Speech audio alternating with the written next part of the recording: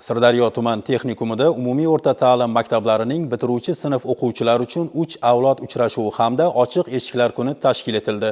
Tadbir jarayonida yoshlar texnikumdagi sharoitlar va o'zlarini qiziqtirgan ta'lim yo'nalishi bo'yicha keng ma'lumotlarga ega bo'ldilar.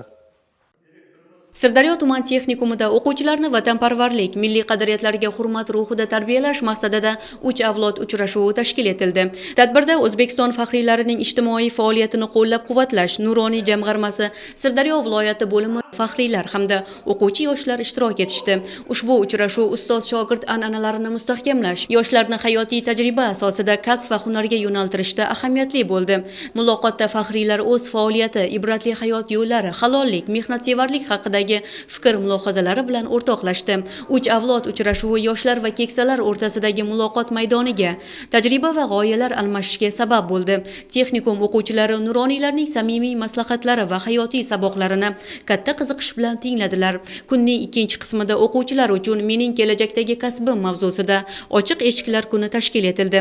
Yoshlarni kasbga yo'naltirish maqsadida o'tkazilgan tadbirda tumandagi umumiy o'rta ta'lim maktablarining 9-sinf hamda 11-sinf bitiruvchi o'quvchilari ishtirok etishdi.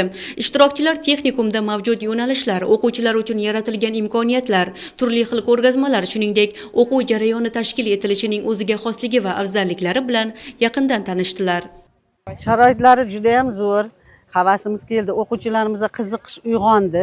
Yo'nalishlar ichida asalarichilik yo'nalishi ajoyib yoqdi bizga. O'quvchilarimiz ham juda qiziqish bilan tinglashdi, tomosha qilishdi. Keyin bu yoqni bitirgandan keyin o'quvchilarimiz suhbat asosida oliy ta'lim muassasalariga kirib bemalol o'qishlari mumkin. Ma'lumot o'rnida Sirdaryo tuman texnikumida 9-sinfning bitiruvchi o'quvchilari uchun kunduzgi ta'lim shaklida raqamli axborotlarni qayta ishlash ustasi, avtomobillarga texnik xizmat ko'rsatish, dual ta'lim shaklida esa traktorchi, mashinist hamda asalarichilik kabi kasb yo'nalishlari mavjud. Ertalabdan beri maktablarimiz kelib, yosh o'quvchilar shu yerdagi bor imkoniyatlardan ko'rishib, ichkariga kirib, xonalar bilan ko'rishib, tanishib, o'qituvchilar bilan savol-javob qilib, o'zlarining fikrlarini bildirib ketyapti.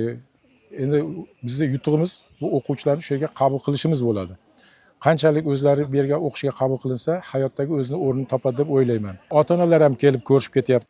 Sirdaryo tuman texnikumida 2026-2027 o'quv yili uchun 9 ta kasb yo'nalishlari bo'yicha qabul jarayonlari rejalashtirilgan bo'lib, bu esa o'quvchilarning kasb tanlashlarida yangi imkoniyatlarni yaratadi. Bundan ko'zlangan asosiy maqsad ham shu, yoshlarni yetuk kadrlar qilib tayyorlashdir.